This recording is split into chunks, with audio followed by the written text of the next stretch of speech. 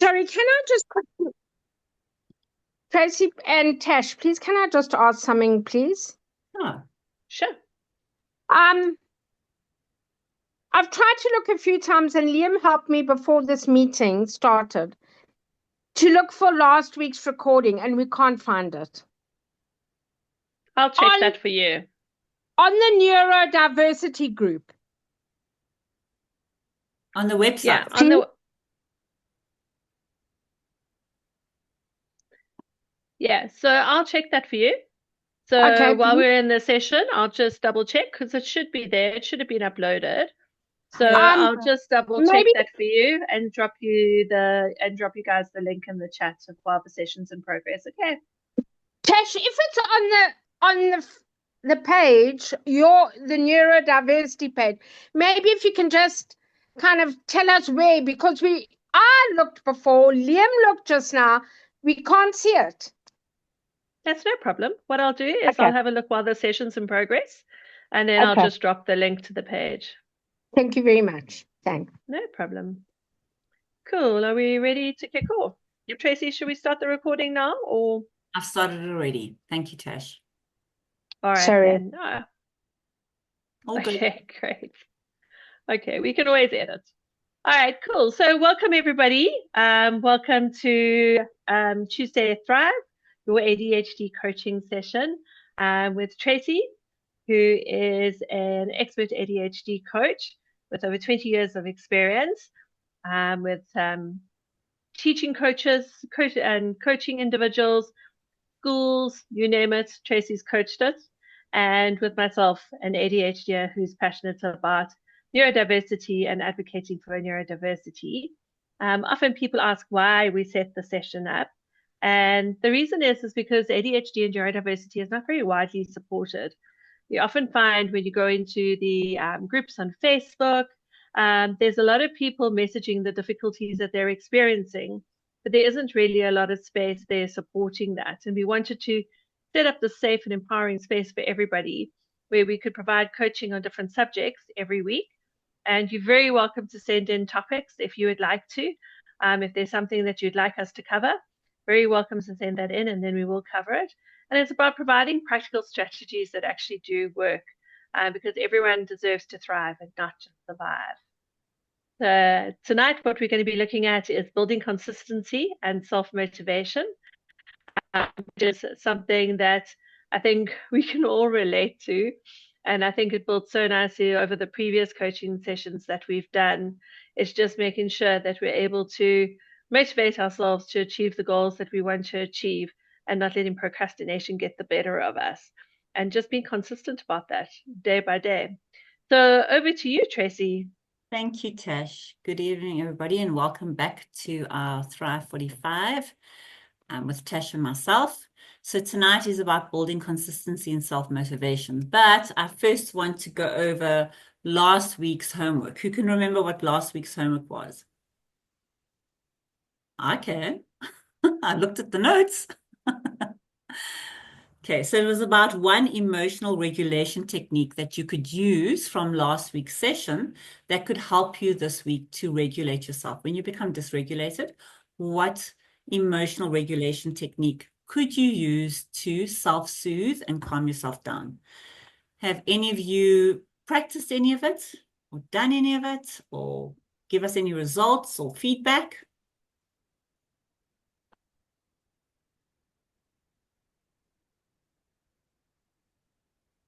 Anybody out there?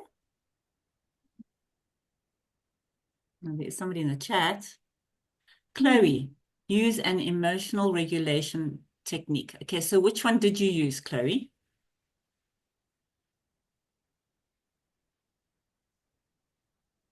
Breathing, the 5, 4, 3, 2, 1. Use movies and medication, and sleep to self-regulate. Cool. Cool. Hi there. Hi, Jess. How was it? Yes. Okay, for me this week, it's been a little hectic at work. I've been given a lot of new things to do this week, so it's been very overwhelming. So for me to just get back centered and things. I do something very bad, but I like watching series. So just for like 5 minutes or so, I do listen to Minutes? it. How can you do it for 5 minutes? Yeah, but I listen to it while I work. Mm. So I've got my earphone in and I've got my little tablet on the side. So I listen to the series while I work. But just to center myself a little bit, I would just sit back for a little while and then just watch the series and then just concentrate on that for 5 minutes, like I say. And that does help to just like maybe just breathe and concentrate on something else for a while. Yeah. And that has helped, and just to focus on something else. So, yeah, and maybe just to calm myself because the people is driving me nuts and they're making me mad. And so, Breathe, yeah. breathe, Jess. 4, 4, 4. Yes.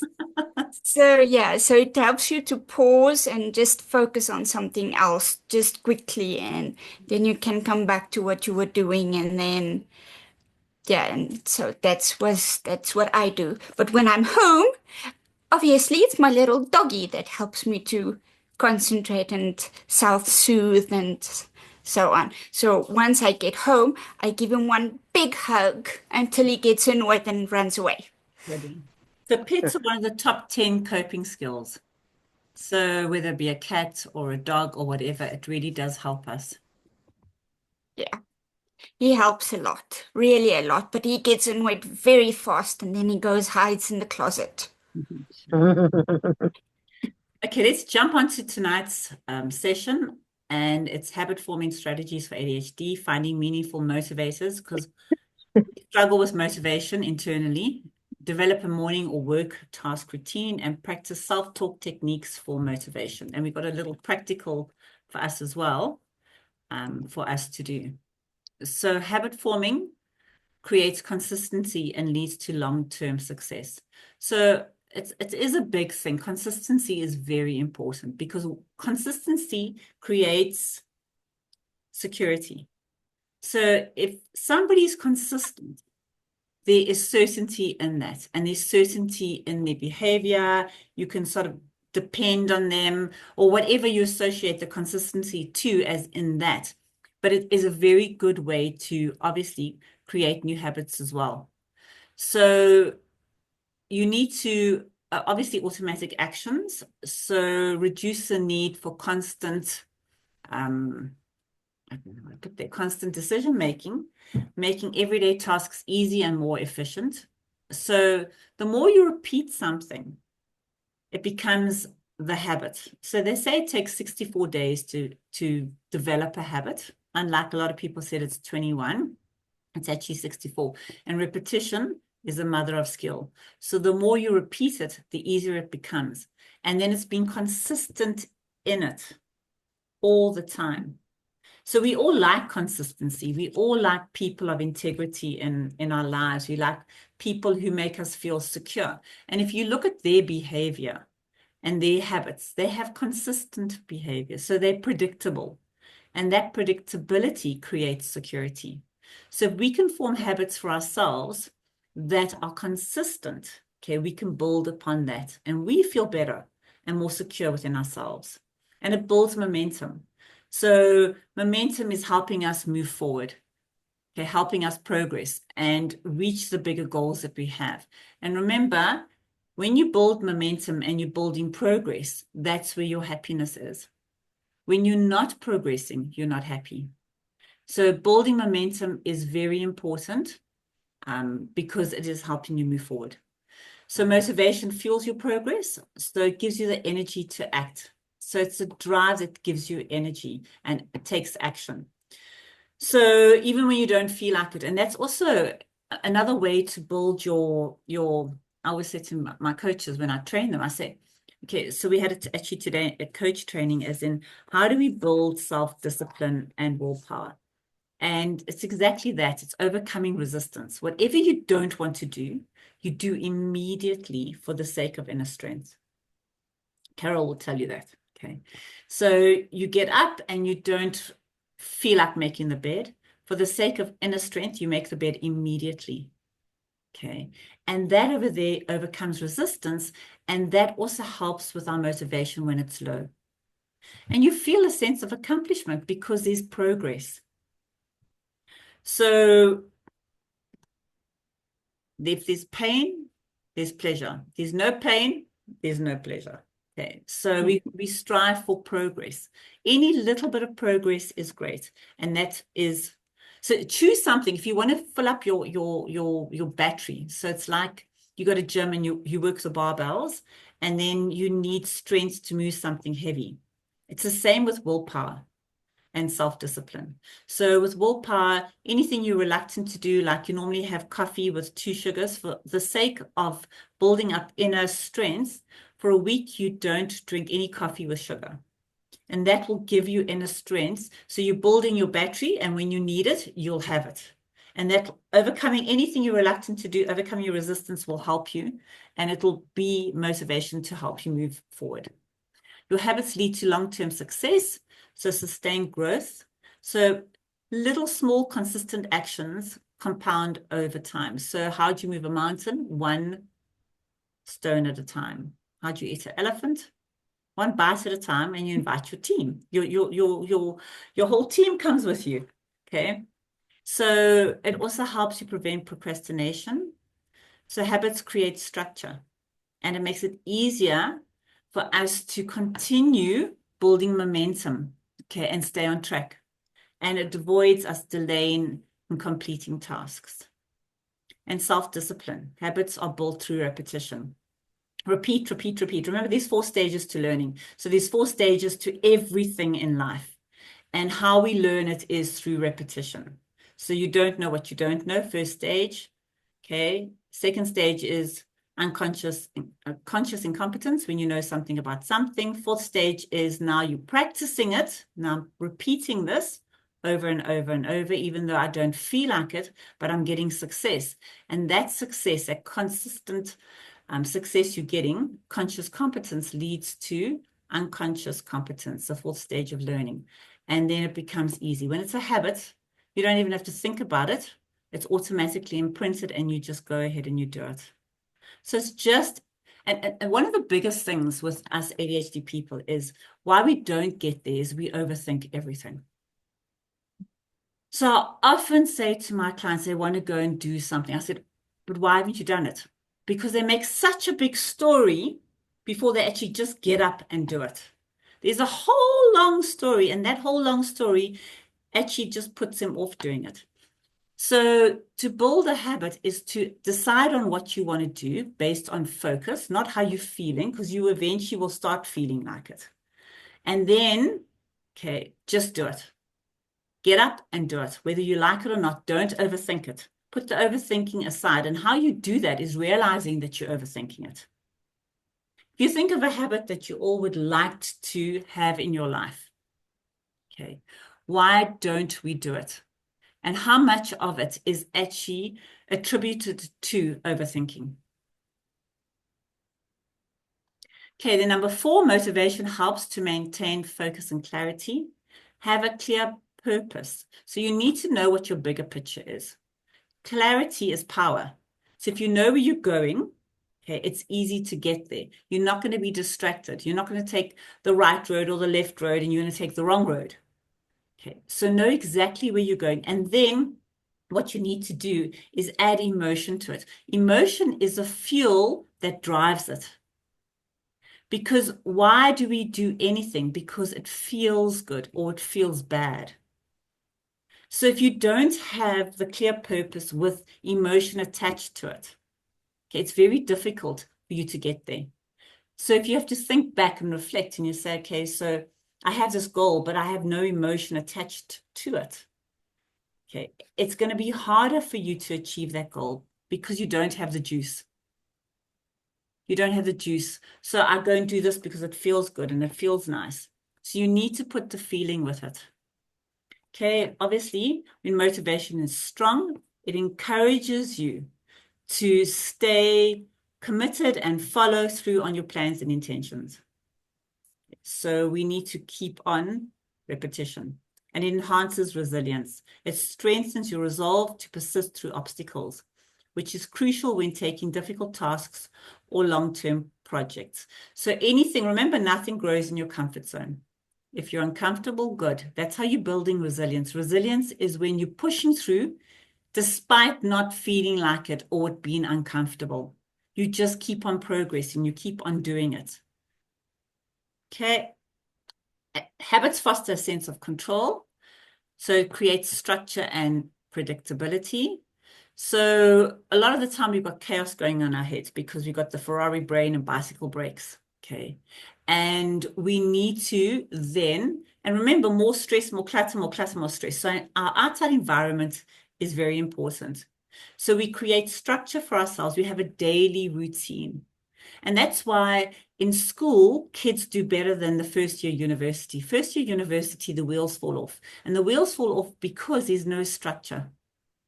Okay. So as much as we don't like structure and predictability, it's vital for us to be highly efficient. And we need, remember, we need it all outside of us.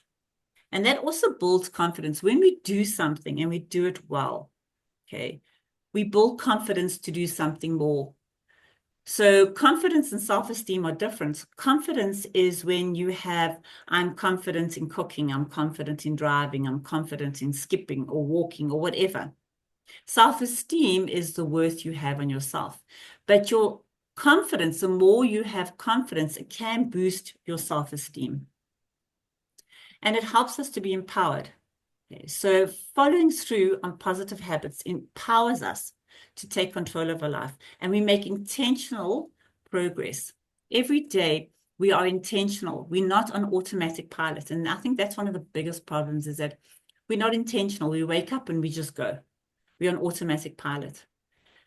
So if you can be intentional, today I have my goals. It's in my diary.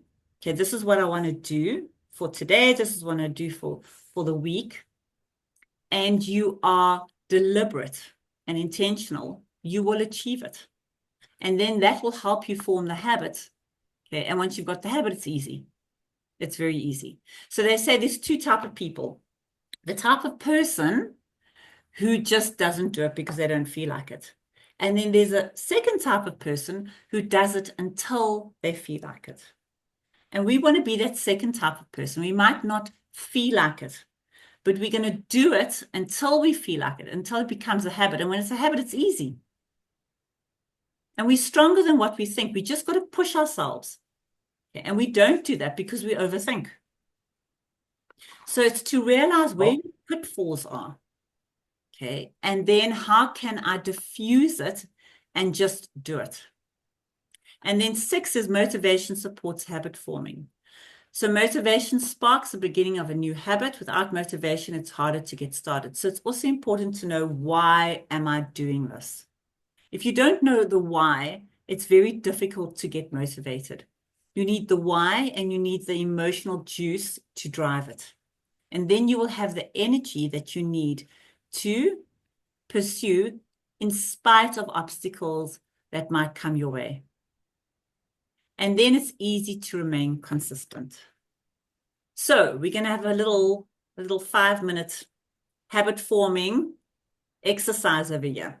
Okay, so it's a kickstart. So all of you, I want you to think of one small habit you'd like to build, but keep it simple. And I want you to write it down in our chat and share why. So it might be to drink more water. So remember, water is very important. When your brain is 10% dehydrated, it's 50% less efficient.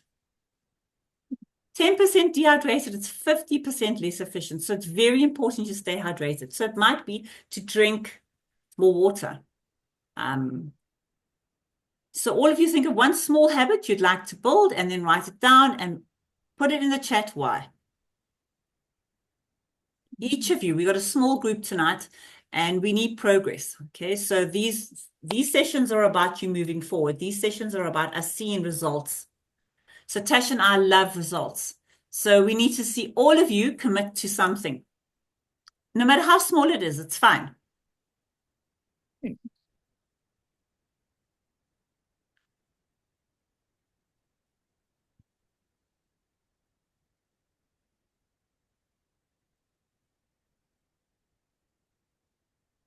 Okay.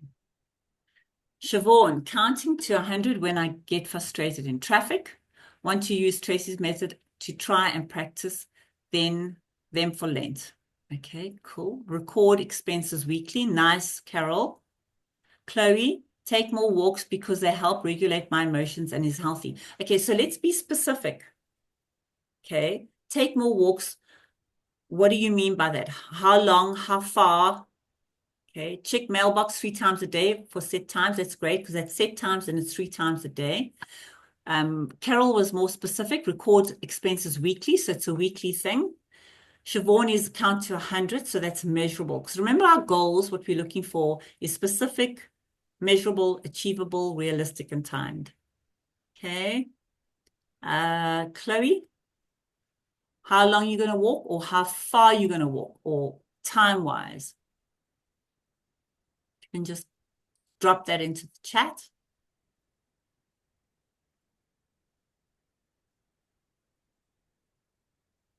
Okay, who else hasn't given us? Taz. Genevieve. Okay. All right. So around the block of our estate every day with my boyfriend. Excellent. Nice, Chloe. Taz, drink more water on an hourly basis due to ProCox and ADHD. Okay. So just how much water? 250 mils, 500 mils? Clarity is power. You need to have clarity. If you don't have clarity, your mind doesn't know. Your mind doesn't know what more water is.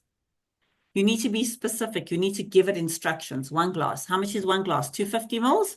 How big is your glass, Taz? You had bottles before. Okay, 1 glass. Okay, 250 mils. Okay, and Genevieve, I think you're the last one. I think everybody else has given us. Yeah. Do you have anything there for us, Genevieve?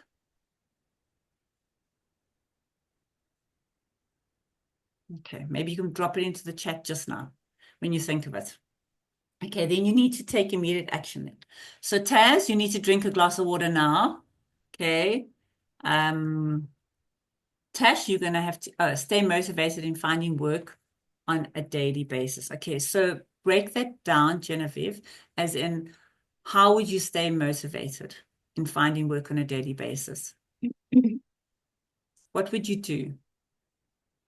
And I'm going to help you now, actually, because I'm going to give you some things you can say to yourself that helps you stay motivated. So maybe at the end of the session, you can tell us how you, using one of the things I've taught you, you could stay motivated. So we'll give that a skip for now until the end. Okay, so then I've also done over here is how to create a simple, sustainable routine, okay, to build on natural energy patterns, because we all have 24 hours of energy a day. It's where is your energy going? Where are you spending your energy? Okay, and it's very important to know where your energy is going. So in the morning, some people have got high energy. At night, some people with ADHD, they're nocturnal. They've got more energy at night than during the day.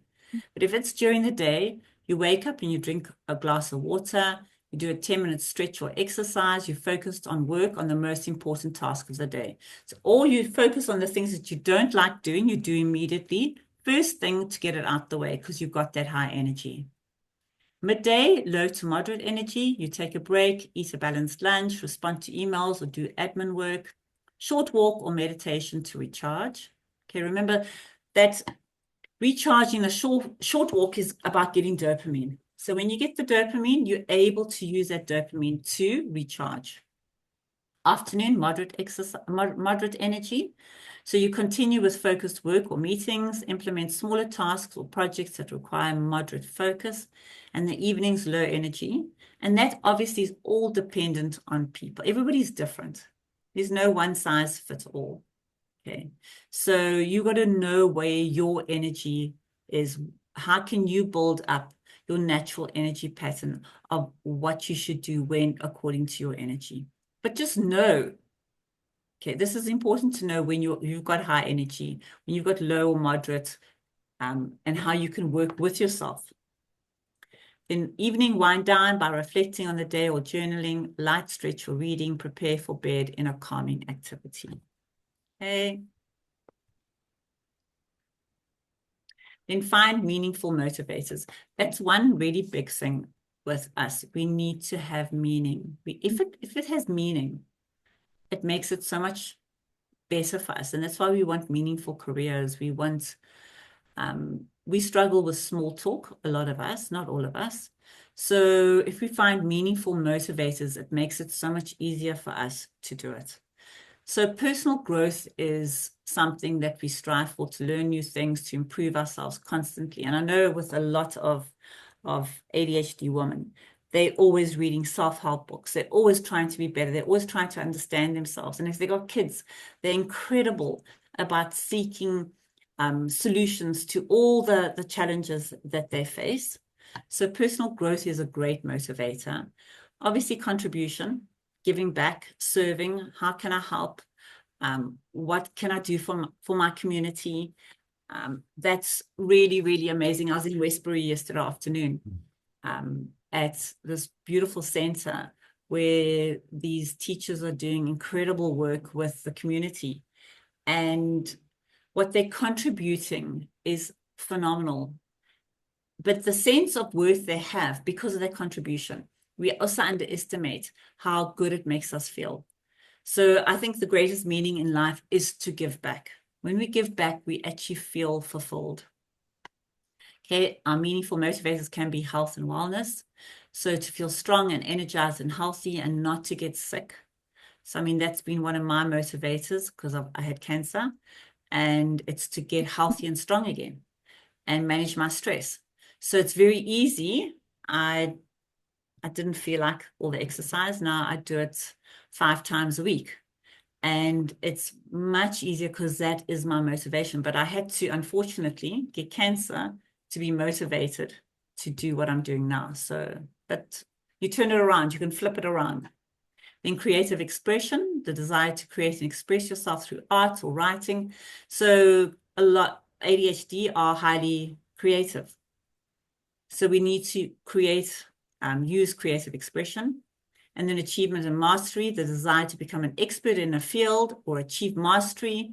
So I want to learn a new language to be able to communicate with others, or I want to learn how to be a master chef or a writer, a photographer, whatever.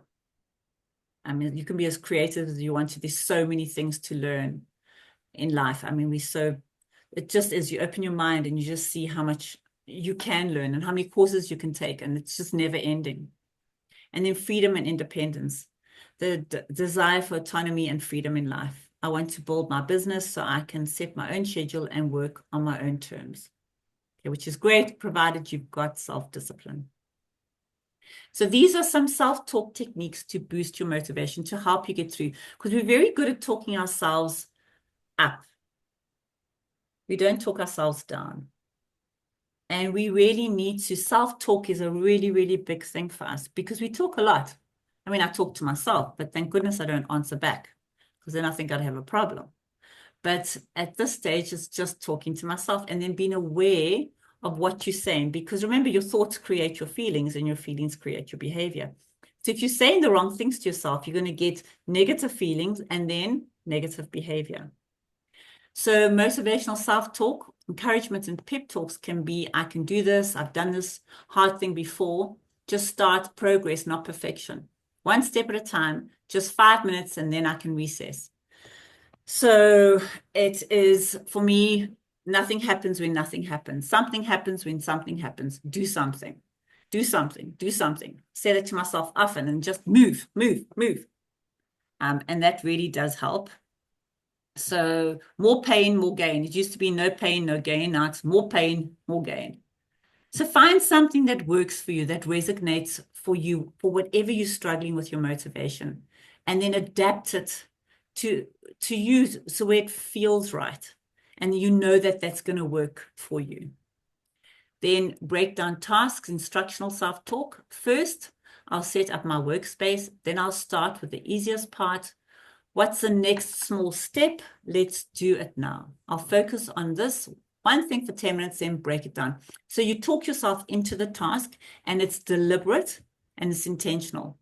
So you don't find you distracted or you procrastinate, because you're very intentional about it. Okay.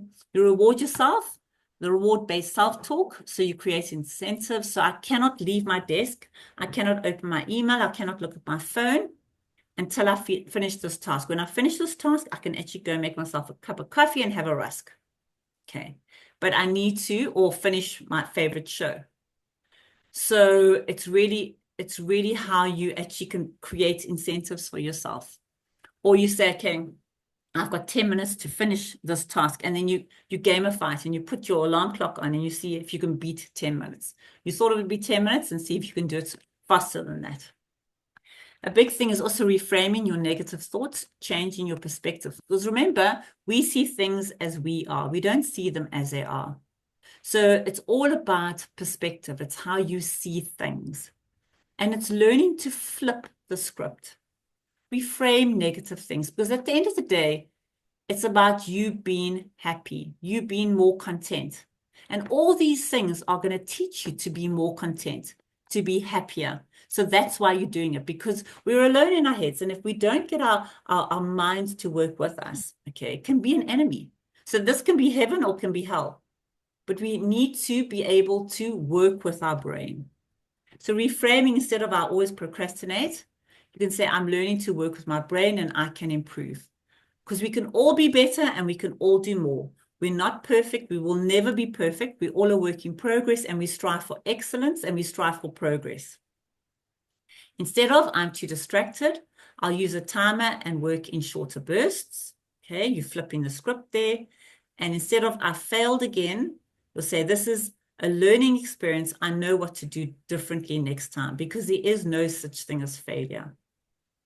Okay, it's just lessons and feedback. So I never did that in the way that worked for me. Let me try another way, exactly like that. And that is that for tonight. Questions? Who would like to tell us something maybe where they could flip the script there, they could take a negative thought and turn it around?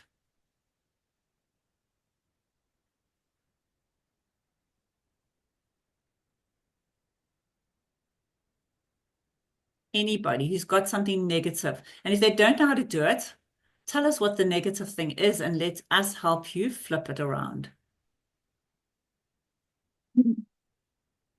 Can I say something? Sure, Jess. Okay. Well, it was about two or 3 weeks ago now. Can't remember. As usual, I had to go to the doctor, and I put the car GPS to the location, but the car GPS did not take me to the right location. And when I got to the location, it was in Honeydew, and I wanted to go to Rangeview. So it was like, I don't know, it was like going to Cape Town to go across the street. So it was really stressful, and yes, I was really mad.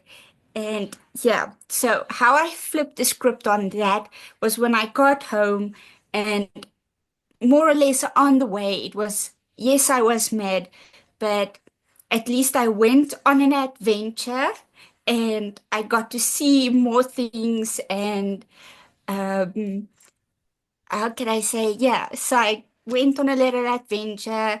I actually drove on the highway, which I never do, and I was stressed out about that, and I was okay.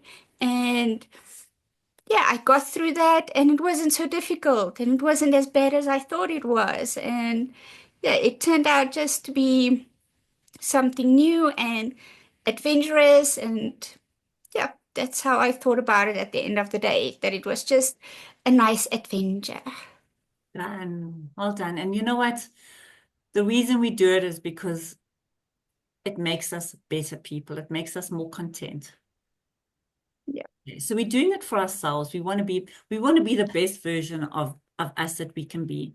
So for us to work with ourselves, turn it around. Okay. Self-pity doesn't help us. It serves no purpose. It makes us miserable. So we turn it around. We say, okay, so how can I work with myself and flip it exactly what you did? I went on an adventure. Okay, and I saw things I wouldn't normally, and I was courageous because I was actually able to get out of that situation. So again, it's that self-talk. What are you saying to yourself that can talk you down? Well done, Jess. Thank you. Anybody else?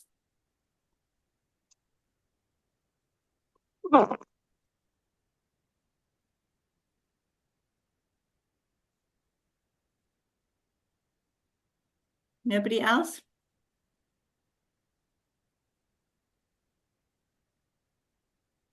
Okay. Tash?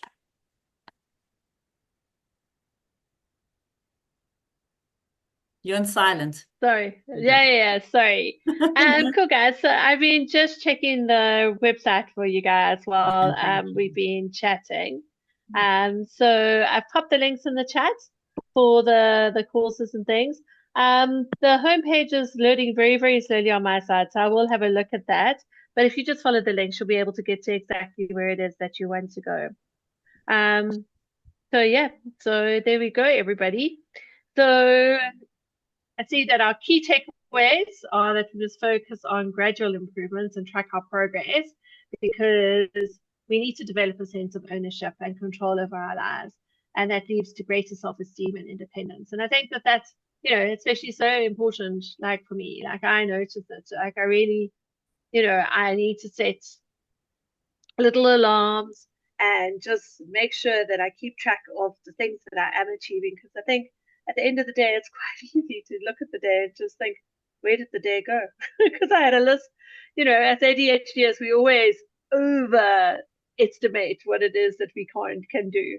So when we don't get everything on the to-do list done, it can feel demotivating. But just to really, really appreciate how much we actually do every day. So the homework for next week is stick to a new habit for a week and track your progress.